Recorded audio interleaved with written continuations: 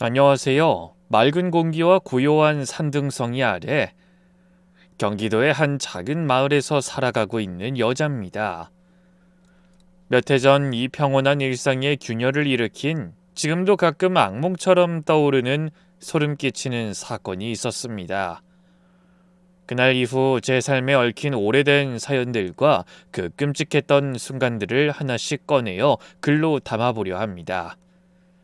믿기 어려운 이야기일 수도 있지만 이 글을 읽는 당신이 잠시 귀를 기울여 주신다면 그날의 진실을 천천히 들려드릴게요.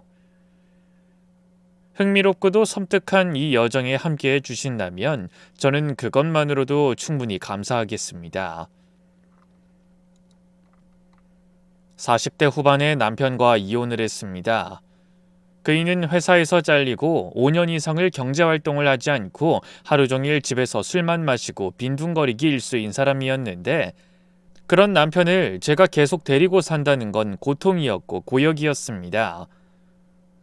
참고 참다 못해 애걸복걸 빌다시피 해서 겨우 이혼을 해냈어요. 그 순간엔 숨이 트이는 줄 알았는데 문제는 그때부터 또 다른 시작이었습니다.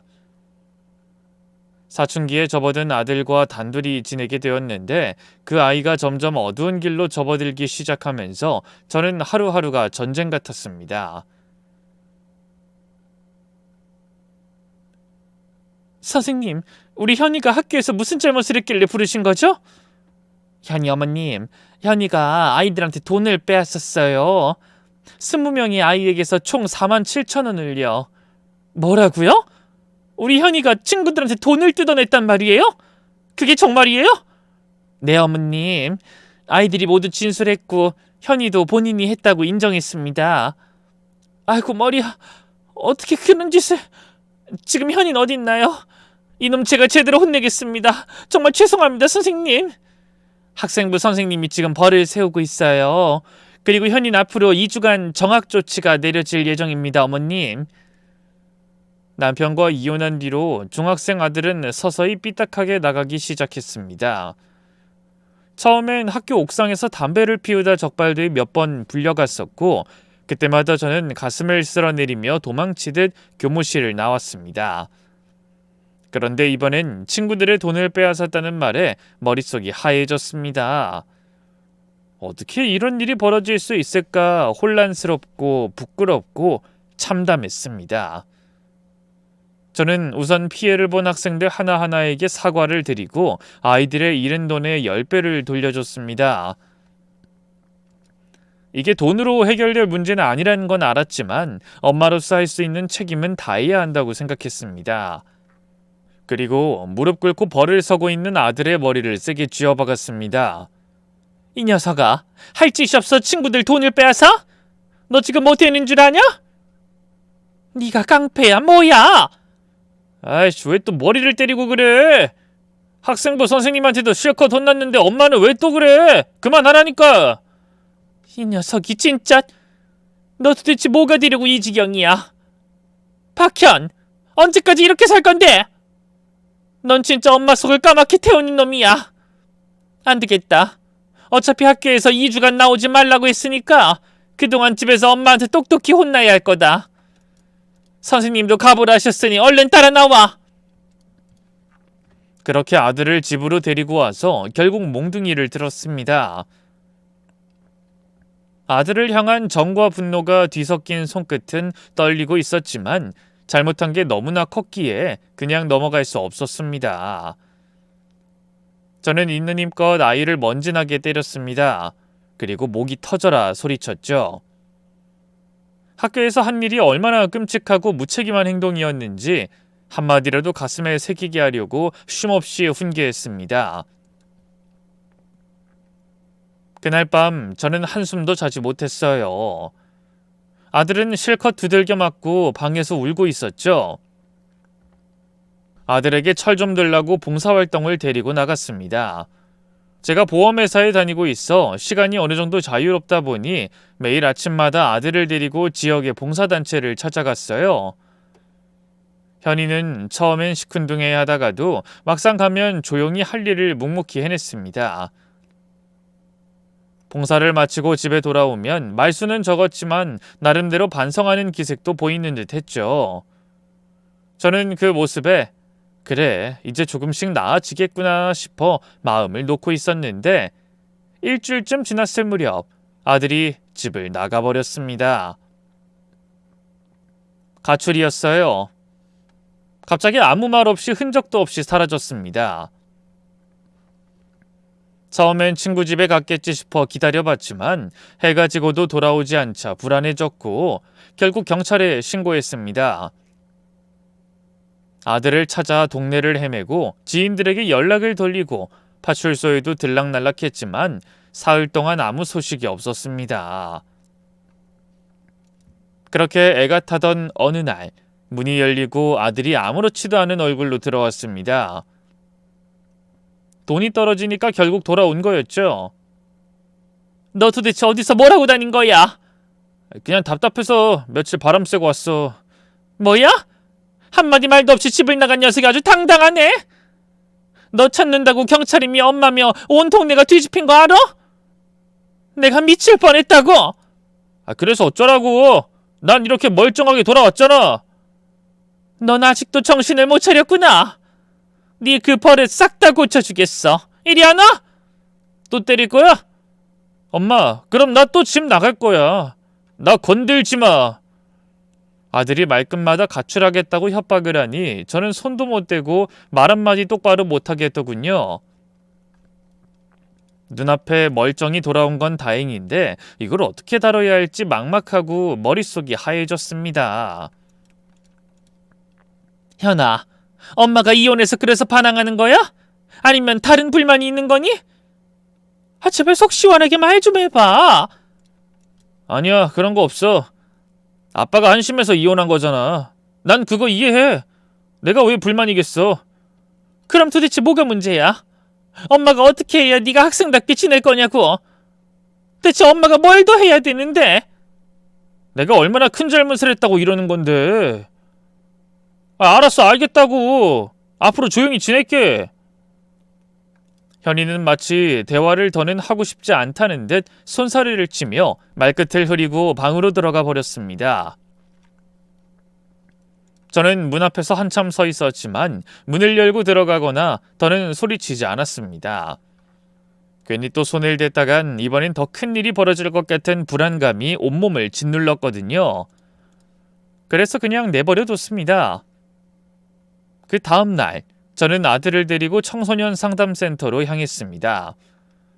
이젠 혼내는 걸로는 안 되겠다 싶었고 아이가 진짜로 마음속 이야기를 꺼낼 수 있는 곳이 필요하다고 생각했기 때문입니다.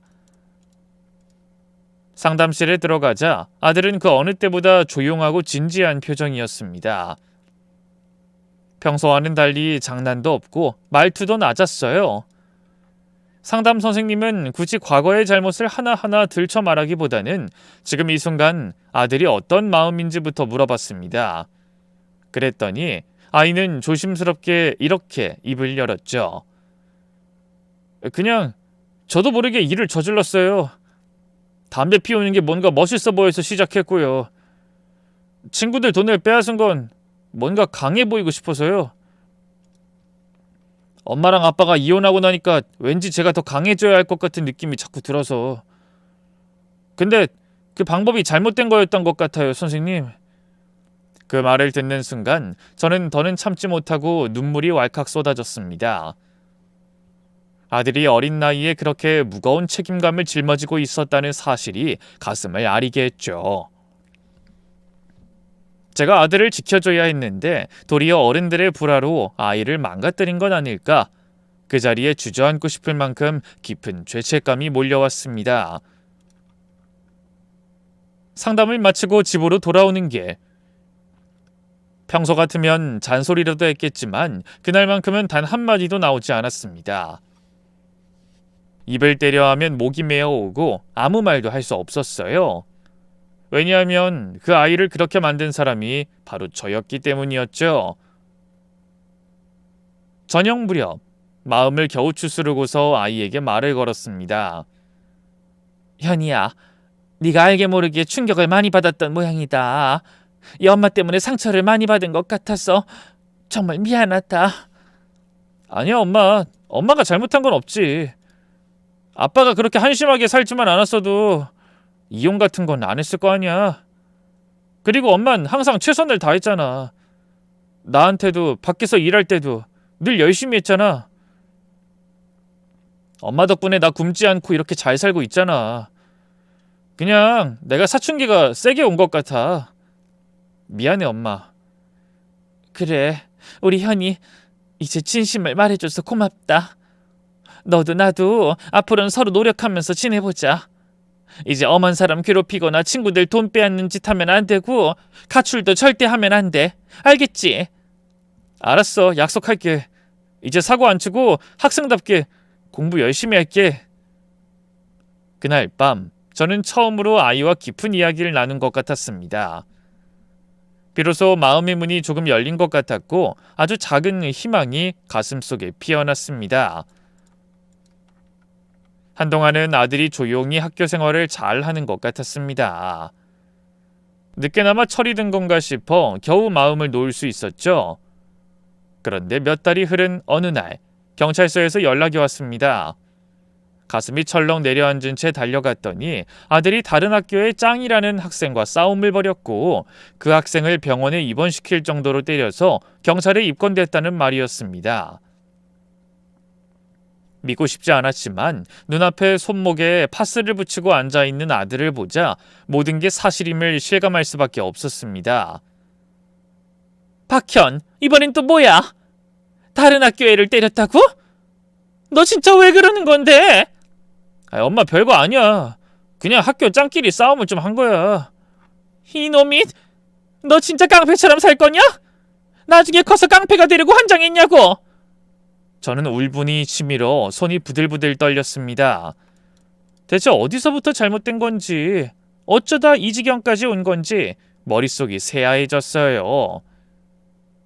그 와중에도 상대 학생의 어머니가 병원에서 경찰서로 오셨고 저는 고개를 깊이 숙여 사과드렸습니다. 그랬더니 그 어머니는 분노를 참지 못하고 제 뺨을 그대로 내리쳤습니다. 진짜 깡패놈을 키우셨던데요? 어떻게 애를 그렇게까지 팰 수가 있는 건지 이해가 안 됩니다. 저 가만히 있지 않을 거예요. 아줌마 아들 콩밥 먹일 겁니다. 어머님 정말 죄송합니다. 제가 자식을 잘못 키웠습니다. 단 한 번만 선처해 주세요. 제가 어떻게든 책임지겠습니다. 저는 경찰서 바닥에 무릎을 꿇고 두 손을 싹싹 빌며 사과드렸습니다. 머리가 땅에 닿을 만큼 숙였고 가슴속에선 살점이 찢어지는 것 같았습니다. 그 순간 담당 경찰관이 조용히 말했습니다. 싸움은 쌍방이었고 맞은 학생도 먼저 도발을 했다는 진술이 있었다며 이럴 땐 좋게 합의 보는 게 서로를 위해 낫다고요. 그 말을 들은 상대 어머니는 순간 망설였고 곧 쌍방이라는 사실을 받아들이고는 어렵게 고개를 끄덕였습니다. 결국 제 아들을 용서하고 합의해 주시기로 했습니다. 경찰서에서 아들을 데리고 나오며 아무 말도 하지 않았습니다. 하늘은 흐렸고 제 가슴도 뿌연 안개처럼 먹먹했습니다. 마침 근처 마트가 보여 두부 한 모를 사들고 나와 아들 앞에 들이밀었습니다. 이거 먹어. 해. 엄마, 내가 깜빵에 다녀온 것도 아닌데. 너 학생 아니라 성인이었으면 깜빵 가고도 남았거든? 얼른 하라고 했어? 억지로 아들의 입을 벌려 두부를 한 입 먹이고 우리는 집으로 돌아왔습니다. 집에 오자 아들은 멋쩍은 얼굴로 연신 사과를 했습니다. 엄마 미안해. 진짜 미안해. 다시는 사과 안 칠게. 진짜야. 죄송해요. 내가 너무 철이 없었어. 저는 아들이 사과하는 말에 마음이 약해지기도 했지만 그냥 넘길 순 없었습니다. 그래서 저는 몽둥이를 들었습니다. 그리고 아들이 진땀이 나도록 정신이 번쩍 들 만큼 제대로 혼을 내줬습니다. 잘못한 게 얼마나 무겁고 심각한 일인지 두 번 다시 같은 실수를 반복하지 않도록 가슴 깊이 새기게 하려는 마음이었습니다. 곧 고등학교에 올라간 아들은 2학년 때까진 여전히 사고를 많이도 쳤습니다. 특히 쌈박질이 잦았는데 다행이라 해야 할지 약한 아이들을 괴롭히는 건 아니었고 주로 싸움 잘하는 아이들과 서열을 가리겠다는 이유에서 벌인 일이었기에 대부분 쌍방폭행으로 처리됐습니다. 그래도 그건 그거고 정신을 똑바로 차리라고 저는 집에 돌아오면 입에 거품이 나도록 훈계를 했습니다. 중간중간 담배를 피우다 적발돼 학교에 불려간 적도 있었고 수학여행 땐 친구들과 몰래 술을 마시다 걸려서 또 정학을 맞고는 자숙의 시간을 보내야 했습니다. 이렇게 속을 썩이던 아들이 믿기 힘들게도 고3이 되던 해 기적처럼 달라졌습니다. 어느 날 집에 들어왔는데 거실에 앉아 조용히 책을 들여다보고 있는 아들의 모습이 보였습니다. 현아, 너 지금 뭐하니? 설마 공부하는 거야? 엄마, 공부해서 대학 가야지. 세상에나, 공부랑 담 쌓고 살던 네가 공부를 한다고? 엄마가 그렇게 목이 터져라 소리쳐도 듣는 둥 마는 둥 하던 네가 지금 수능 공부를 한단 말이야? 이게 진짜야? 해가 서쪽에서 떴나? 엄마 그만 좀 놀려. 나도 이제 마음 잡았어. 꼭 좋은 대학 가서 멋진 회사에 들어갈 거야. 엄마, 내가 그동안 마음고생 얼마나 시켰는지 알아. 그거 다 갚아줄게.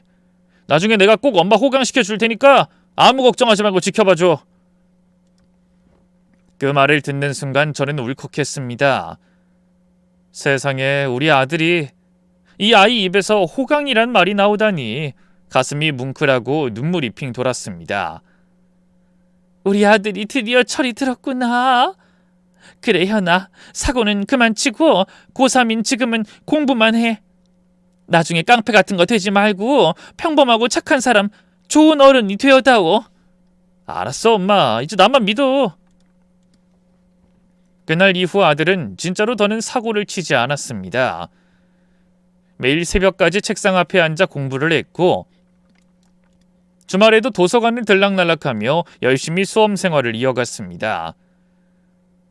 그렇게 열심히 달려간 끝에 수능 시험을 치렀고 놀랍게도 예상보다 훨씬 더 좋은 점수가 나왔습니다. 결국 수도권에 있는 대학에 당당히 합격하게 되었습니다. 대학을 2년 동안 성실하게 잘 다니다가 군대를 다녀온 아들은 제대 후 복학해 남은 학기를 최선을 다해 마쳤고 결국 우수한 성적으로 대학을 졸업했습니다. 그 예전 사고뭉치였던 시절을 떠올리면 지금 이렇게 건강하게 커주고 또 스스로 길을 찾아 나가는 것만으로도 제게는 눈물이 날 만큼 고맙고 감사한 일이었죠.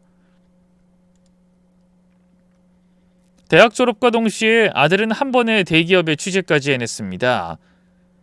그 소식을 듣고 저는 너무 기뻐서 한참을 멍하니 앉아있다 겨우 입을 뗐습니다. 현아, 네가 그 큰 회사에 들어갔다니 정말 대단하다. 사람이 어떻게 이렇게 달라질 수가 있니? 엄마가 날 그렇게 혼내면서 키웠잖아. 맞고 욕먹으면서 정신 차린 거지. 그래, 내가 매를 많이 들긴 했지. 그래도 이렇게 잘 커줘서 엄만 고맙다. 이젠 정말 더 바랄 게 없어. 아니야 엄마, 내가 아직 엄마 호강도 못 시켜드렸는데 왜 벌써 소원이 없대. 그리고 아들이 장가가고 애 낳는 것도 보셔야죠. 아이고 그런가? 그럼 우리 아들이 행복하게 잘 사는 거 다 보려면 내가 건강을 잘 챙겨야겠다. 요즘 100세 시대잖아. 건강만 잘 챙기면 엄만 손주가 결혼하는 것까지도 다 볼 수 있어. 그래. 우리 아들이 잘 사는 거 다 보고 그 다음에 천천히 가야지. 벌써 엄마가 환갑을 넘겼으니 너도 얼른 장가를 가야겠다. 사실 만나는 여자 있어. 조만간 소개해 줄게. 며칠 뒤 아들은 정갈하게 차려입고 여자친구와 함께 집으로 들어섰습니다. 아들 여친은 외모도 단아하고 말투도 정중해서 첫인상은 참 괜찮았습니다. 깨끗하게 묶은 머리, 또렷한 이목구비에 미소까지 곱게 머금고 있었죠. 하지만 입을 여는 순간 어딘가 모르게 낯선 기운이 스며들었습니다. 아가씨 하는 일이 투자라고 했죠? 혹시 다른 직장은 안 다니고 투자만 하시는 건가요? 네 어머님, 요즘은요 머리를 써서 돈을 버는 시대예요. 저는 비트코인으로도 대박 터뜨렸고요. 미국 주식으로도 재미를 많이 봤어요. 앞으로도 다양한 투자로 떼돈을 벌 계획이에요. 현희 씨랑 둘이서 일 안 하고 느긋하게 사는 인생을 꿈꾸고 있거든요. 아, 어머님도 혹시 투자에 관심 있으세요? 저한테 맡기시면 원금 보장은 기본이고요. 몇 배로 불려드릴 수 있어요. 순간 저는 말문이 턱 막혔습니다. 겉모습은 참 단정하고 성실해 보였는데 이 말하는 내용은 도무지 진심인지 허풍인지 알 수가 없었습니다.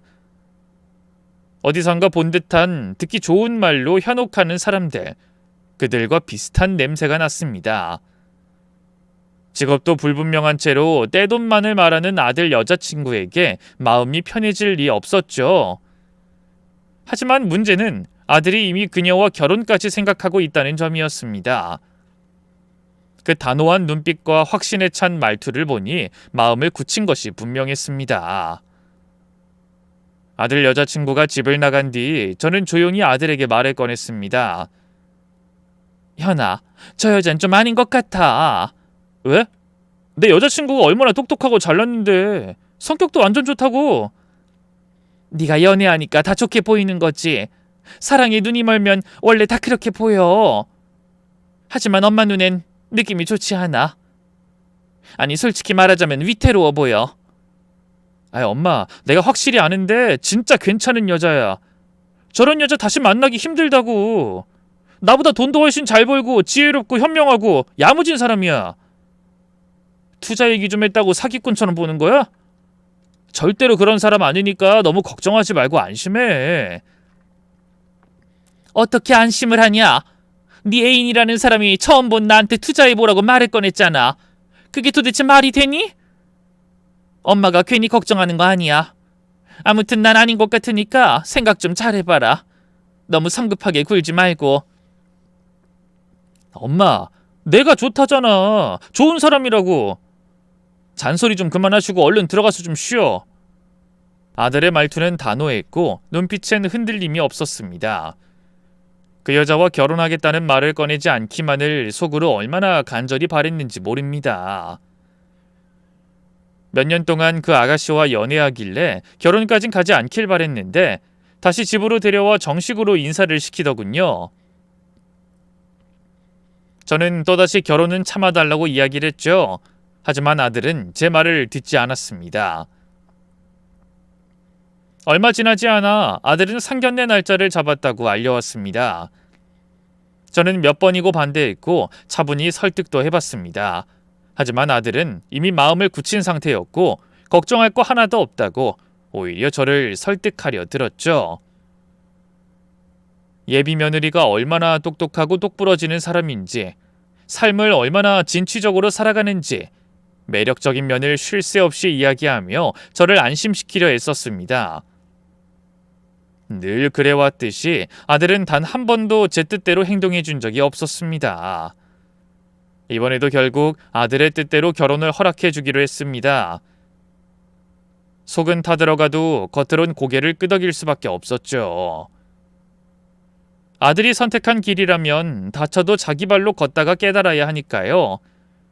그게 엄마라는 사람의 끝끝내 외롭고도 씁쓸한 운명이니까요. 아들은 결혼한 뒤로 신혼 사는 재미가 아주 좋은지 연락도 뜸하고 얼굴 보기조차 어려웠습니다.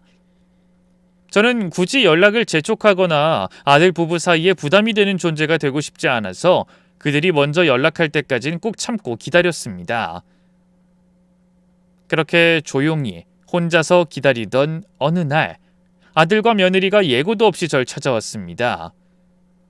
현관문을 열자마자 오랜만에 보는 아들의 얼굴이 눈에 들어왔고 저도 모르게 환하게 웃으며 반가움을 표현했어요.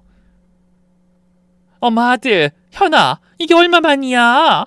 그동안 잘 지냈냐? 신혼 재미가 좋았던 모양이네. 전화 한 통도 없고 말이야. 아이 엄마 미안. 그동안 아내랑 바쁘게 살다 보니 연락을 못했어. 그래서 이렇게 짠 하고 나타난 거야. 엄마 놀래켜주려고. 그래 잘 왔다. 며느리도 잘 왔고. 혹시 밥 안 먹고 왔지? 네 어머님. 어머님 손맛 가득한 집밥이 너무 먹고 싶었어요. 오랜만에 뵈니까 너무너무 반갑고 좋아요, 어머님. 며느리와 마음이 완전히 가까워진 건 아니었지만 저는 최대한 친절하게 다정한 어투로 그녀를 대했습니다. 무엇보다 제 아들과 함께 사는 사람이니 정성을 다해 식사를 차려주고 말 한마디도 신중하게 골라가며 따뜻한 표현만 했습니다. 며느리가 먹는 게 아주 복스럽네. 얼굴도 예쁘고 성격도 참 좋은 게 요즘 여자들 같지가 않아. 며느라, 우리 아들 좀 잘 부탁한다. 언제 어디로 튈지 모르는 녀석이라 네가 좀 잘 붙잡아 둬야 해. 어머님, 이기가 얼마나 똑똑하고 현명한데요. 저보다 훨씬 나은 사람이에요. 아참, 얼마 전에 투자를 본격적으로 하겠다고 다니던 회사도 정리했어요. 뭐라고? 지금 뭐라고 했니? 회사를 관뒀다고? 그 순간 제 귀를 의심했습니다. 아들이 어렵게 들어간 그 큰 회사는 누군가에겐 꿈의 직장이었고 남들이 들어가고 싶어 안달을 내는 곳이었습니다. 그런 회사를 투자 하나 믿고 관뒀다고? 순간 등줄기를 타고 싸늘한 기운이 올라왔습니다. 현아, 이게 무슨 소리냐? 너 진짜 회사를 그만뒀어? 아들은 매우 자랑스럽게 어깨를 으쓱이며 대답했습니다. 관뒀어. 4년 채우고 받은 퇴직금이랑 모은 돈으로 투자 시작했는데 흐름이 아주 좋아. 엄마, 이런 식이면 금세 떼돈 벌어서 부자 될 것 같아. 뭐야? 아무리 그래도 그렇게 회사를 그만두는 건 아니지. 안정적인 수입이 있어야 가정이 돌아가는 거 아니냐? 엄마, 안정적인 직장이라는 건 다 옛말이야. 요즘 세상에 평생 직장 같은 건 없어. 그냥 하고 싶은 일 하면서 쉬엄쉬엄 느긋하게 살아가는 게 장땡이라고. 나 지금 투자 잘 돼서 정말 살만 난다고. 아들의 얼굴은 들떠 있었고 눈빛은 확신으로 가득했지만 제 눈엔 헛바람이 단단히 든 사람처럼 보였습니다.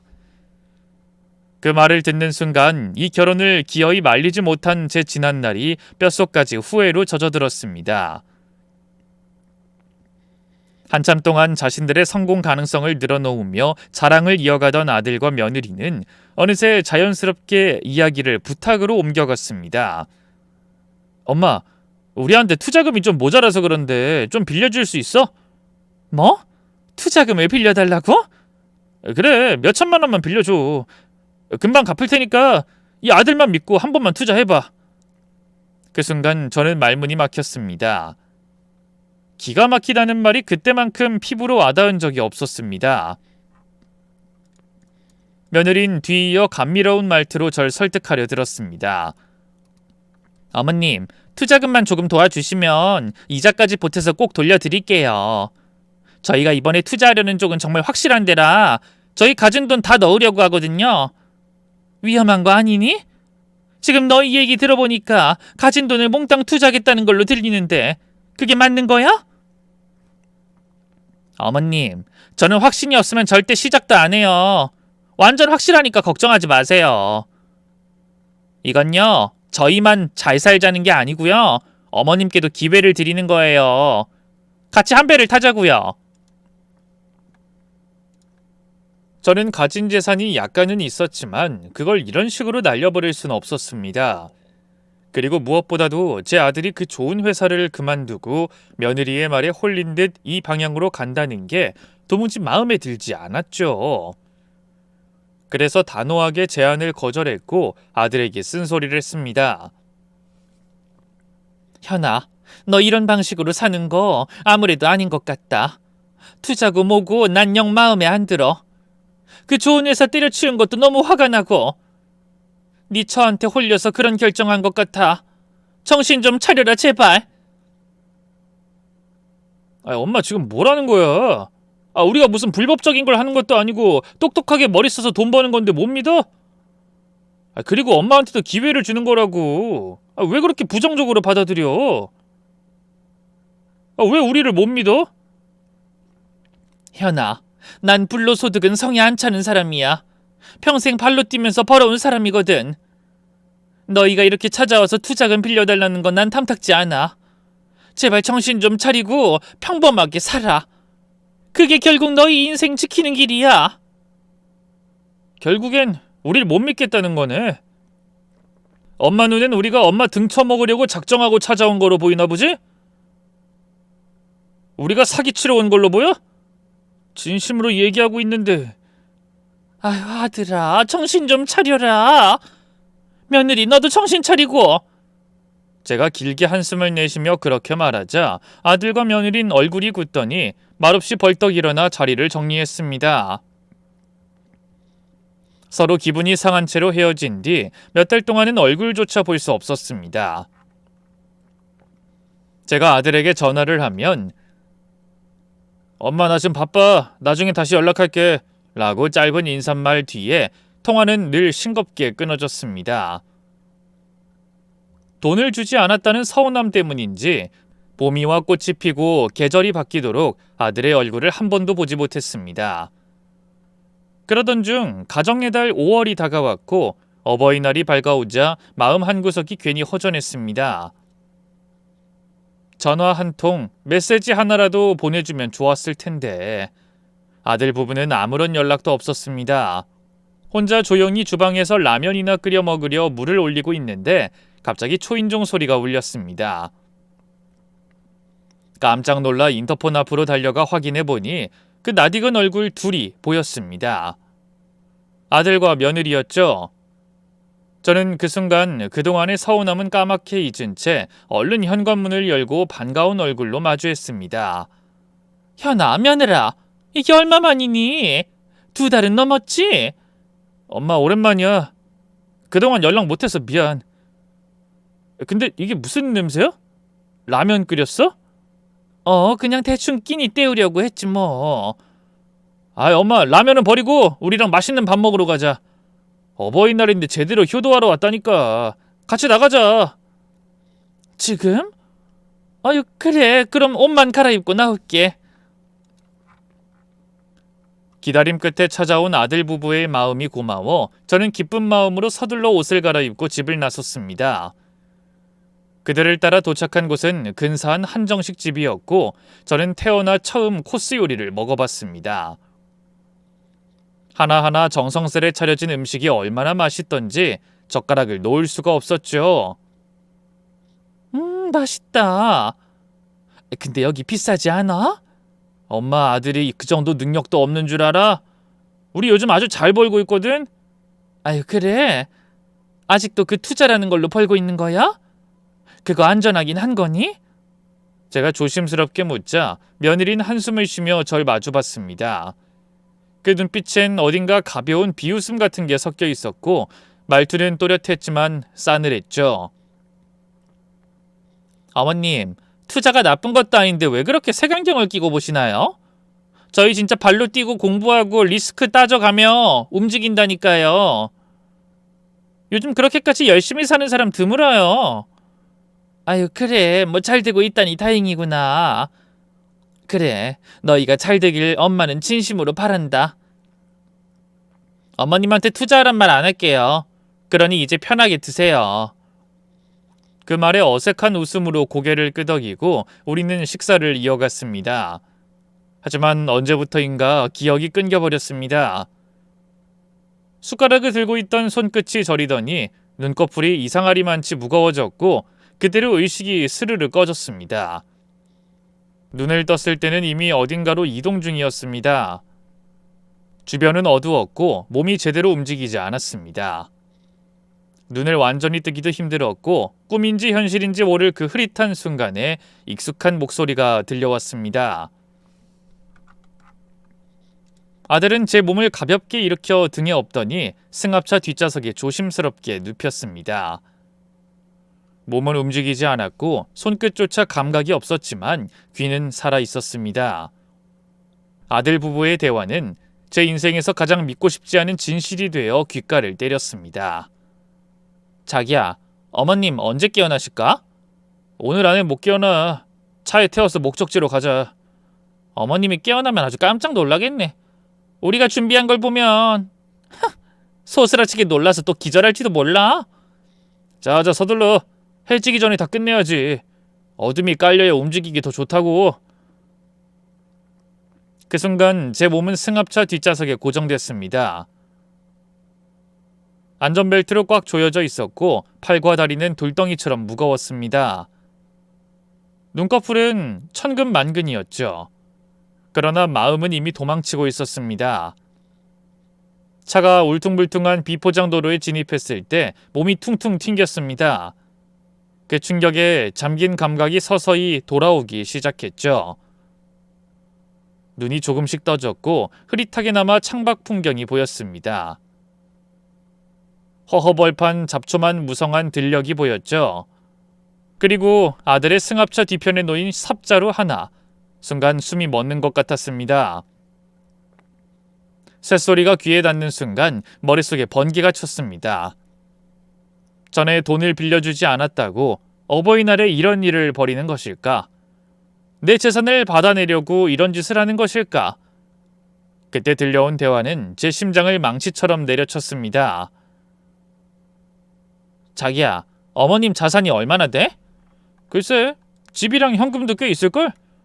보험일 열심히 하셔서 보험왕도 몇 번 하셨거든. 그랬구나. 그래서 투자 제안을 거절했나 보네. 여유가 있으시니까.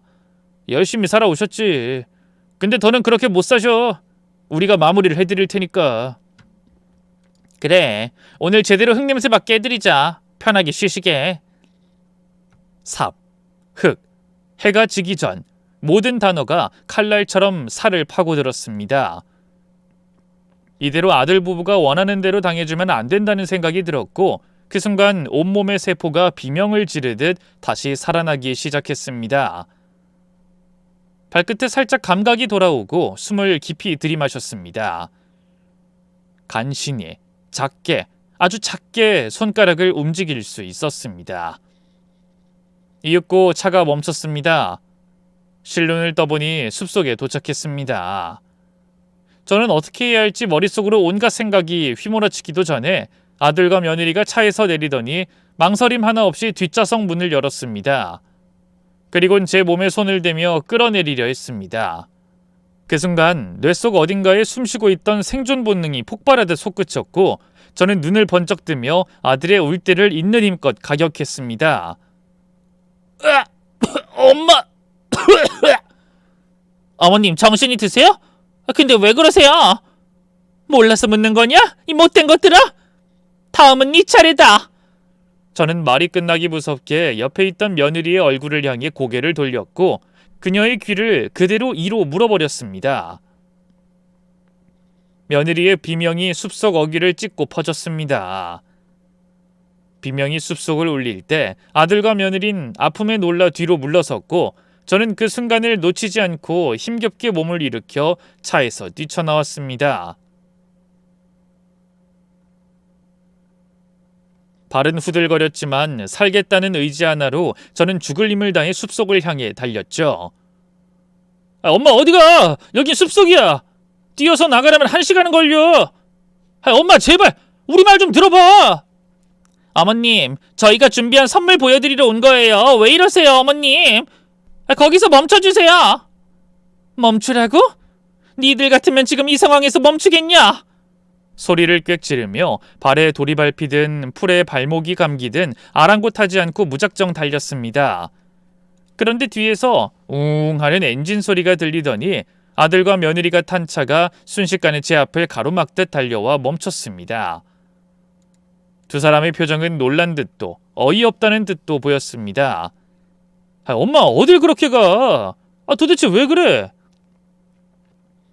박현 너 어릴 때부터 싸움질에 돈 뺏는 거 일삼더니 이제 네 엄마까지 이렇게 하냐? 어버이날에 이런 짓을 저질러야겠어? 그게 무슨 말이야 엄마. 우리 진짜 보여줄 게 있어서 모시고 온 거야. 어서 타. 오해하지 말고 그냥 타봐. 보여준다고? 이 차에 태워서 숲 한가운데 데려와서 삽까지 싣고 와서 뭘 보여주겠다는 거냐? 나한테 무슨 짓 할지 다 안다고. 제발 엄마 무슨 말 하는 거야. 지금 엄마 진짜 제정신 아닌 것 같아. 숲 안으로 가면 다 설명해 줄게. 아들과 며느린 차에서 내렸고 저는 필사적으로 저항했지만 그들은 제 양팔을 붙들고 억지로 차에 태웠습니다. 몸이 완전히 회복된 게 아니었기에 힘으로는 당해낼 수 없었습니다. 차 안에 타자마자 문을 열어보려 했지만 잠금 상태였습니다. 문 손잡이를 아무리 흔들고 발로 밀어도 꿈쩍도 하지 않았죠. 어머님, 그래봐야 소용없어요. 저희 그냥 선물 보여드리려는 거예요. 조용히 따라오세요. 믿고요. 이 무서운 것들아, 도대체 나한테 무슨 짓을 하려고 이러는 거야? 난 절대 니들 뜻대로 되지 않아. 이 숲속에 묻히고 싶지 않다고. 난 아직 죽을 준비 안 됐다고. 제 말에 아들과 며느린 그제야 잠시 말문을 잃은 듯 아무 대답도 하지 않았습니다. 정적이 너무 길게 흘렀고 그 고요 속에서 차는 숲속 깊은 곳까지 들어가다 이내 멈췄습니다. 차 문이 열렸고 두 사람은 또다시 제 몸을 끌어내렸습니다. 그리고 아들은 트렁크에서 삽자루를 꺼냈습니다. 심장이 요동쳤고 속으론 이제 진짜구나 하는 생각밖에 없었습니다. 박현, 너 진짜 이런 짓 해야겠어? 엄마를 여기까지 데려와서 이런 식으로 끝내겠다고? 엄마, 선물 보여주려고 한 거야. 여기 봐, 이 땅. 여기 우리 부부가 산 땅이야. 캠핑장 차릴 부지라고. 여기다 나중엔 엄마 집도 지어드릴 거야. 뭐라고? 이 땅을 샀다고? 그 삽은 뭔데? 첫 삽 뜨려고 온 거야. 내일부터 공사니까. 저는 상황이 전혀 이해되지 않았습니다. 공포와 의심으로 가득 찬 머릿속에 갑자기 투자니 캠핑장이니 하는 말들이 쑥쑥 들어오니 도무지 종잡을 수 없었습니다. 아들은 땅을 몇 번 툭툭 파내더니 손가락으로 멀리 평지를 가리켰습니다. 여기 내일부터 공사 시작이야. 오늘은 첫삽 뜨려고 엄마 모시고 온 거야. 어버이날에 보여드리고 싶었어. 여기가 우리가 준비한 선물이야, 엄마. 어때? 바람도 좋고 땅도 평탄하고 숲도 예쁘잖아. 그러니까 날 해치려고 데려온 게 아니라는 거야? 그제야 아들과 며느린 경악한 표정으로 서로를 바라보더니 며느리가 제 양 어깨를 잡고 울먹였습니다. 어머님 진짜 왜 그러세요? 저희가 무슨 그런 짓을 해요? 도대체 무슨 상상을 하신 거예요? 그러면서 다다다다다 연달아 말하기 시작했습니다. 아까 한정식집에서 땅콩 들어간 소스 드신 거 기억 안 나세요? 어머님 견과류 알레르기 있잖아요. 소스에 땅콩이 들어있는 걸 모르고 드셔서 갑자기 호흡곤란 오고 거품 물고 쓰러지셨다고요. 뭐라고? 내가 식당에서 쓰러졌다고? 네. 저희 얼마나 놀랐는데요. 바로 병원 응급실로 모셔갖고 다행히 치료받고 3시간 만에 깨어나셨잖아요. 의사도 이제 괜찮다고 했고 어머님 주무시는 동안 캠핑장으로 데려온 거예요. 어버이날 선물로 보여드리고 싶어서요. 그럼 진짜로 날 해치려던 게 아니라? 어머님, 저희가 어떻게 그런 거래요? 정말 너무하시네요. 며느린 눈가에 눈물을 맺고 호소했고 아들은 고개를 떨군 채 입술을 깨물고 있었습니다. 그 순간 퍼뜩 병원 천장, 의사 얼굴, 심전도 소리, 링거줄, 기억이 스르르 떠올랐습니다. 분명 그때 숨을 못 쉬었고 의식을 잃었던 게 그게 정말이었습니다. 모두 다 기억이 났습니다. 저는 조용히 땅바닥에 주저앉았죠. 아들과 며느리를 올려다보며 저는 천천히 거의 숨결처럼 중얼거렸습니다. 난 그런 것도 모르고 니들이 날 이 숲에서 마지막 날을 보내게 하려는 줄 알았네. 엄마, 세상에 어떻게 그런 상상을 해? 내가 아무리 과거에 사고를 많이 치고 불효자라도 그런 몹쓸 짓을 할 리가 있겠어? 엄마, 난 절대로 그런 끔찍한 일은 절대 못해. 난 그런 못된 놈 아니야. 아들의 눈이 동그래지며 떨렸고 목소리엔 울컥한 감정이 묻어나 있었습니다. 그러자 옆에 있던 며느리가 조용히 아들의 팔을 잡고 진정시키듯 말했습니다. 여보, 어머님이 아직 완전히 정신이 드신 상태가 아닌 것 같아. 병원에서 치료받고 나왔다곤 해도 심한 쇼크 상태였잖아. 우리가 오늘 굳이 여기까지 모시고 오는 게 아니었어. 이건 우리가 잘못한 거야. 아들의 입술이 떨렸고 이마를 짚으며 한참을 머뭇거리다가 고개를 떨군 채 말했습니다. 그런가? 맞아. 괜히 오바해서 엄마한테 무리한 걸지도 모르겠다. 어버이날이라 꼭 오늘 보여드리고 싶어서 그랬어. 저는 여전히 두근거리는 가슴을 진정시키며 그들의 말을 조용히 들었습니다. 둘은 흥분하지 않고 차분한 어조로 자신들의 계획을 하나하나 설명했습니다. 지금껏 투자로 큰 이익을 본 아들 부부는 그 돈으로 땅을 매입했고 여기에 캠핑장을 조성할 계획이랍니다. 게다가 제가 언젠가 무심코 숲공기 좋은 데서 말년 보내면 좋겠다라고 흘린 말을 듣고 아들이 제 집을 여기에 짓는 거라고 했어요. 그 말을 마음에 새겨두고 실제로 그 소원을 이뤄주려 했다는 겁니다. 현아, 며느라, 미안하다. 그리고 고맙다. 아유, 내가 망상에 빠져서 별짓을 다 했네. 아들, 울 때 괜찮니? 며느라, 귀 괜찮아? 어머머, 이빨 자국이 그대로 남아있네. 아이고, 아프겠다. 제가 당황스레 손을 뻗어 며느리의 귀를 쓰다듬자 그제야 며느리가 까르르 웃음을 터뜨렸습니다. 그 웃음소리는 나뭇잎 흔들리는 숲속 공기처럼 맑았고 저도 따라 웃음이 터져나왔습니다. 아들도 눈을 동그랗게 뜨더니 이 황당한 상황이 우습다는 듯 피식 웃으며 고개를 흔들었습니다. 오해가 그렇게 웃음으로 풀렸고 저는 진심으로 고개를 숙였습니다. 정말 내가 괜한 의심을 했구나. 미안하다. 이 엄마가 너무 많이 겁을 먹었나 봐. 내가 널 그렇게 봤다는 게 참 스스로도 부끄럽다. 그러자 아들은 고개를 저으며 말을 이었습니다. 엄마, 견과류 알레르기 있으신 거 알고 있었는데 내가 그 소스에 땅콩이 들어간 걸 못 봤어. 정말 미안해. 그거 먹고 그렇게 쓰러질 줄은. 아유, 나도 몰랐지. 소스가 고소해서 싹싹 긁어 먹었잖니. 아무튼 해프닝이다, 해프닝. 아주 진짜 영화 같은 일이었어. 아깐 진짜 놀라서 119 부르고 난리도 아니었어. 엄마가 개고품 물고 쓰러져서 정말 잘못되시는 줄 알고 얼마나 무서웠는지 알아?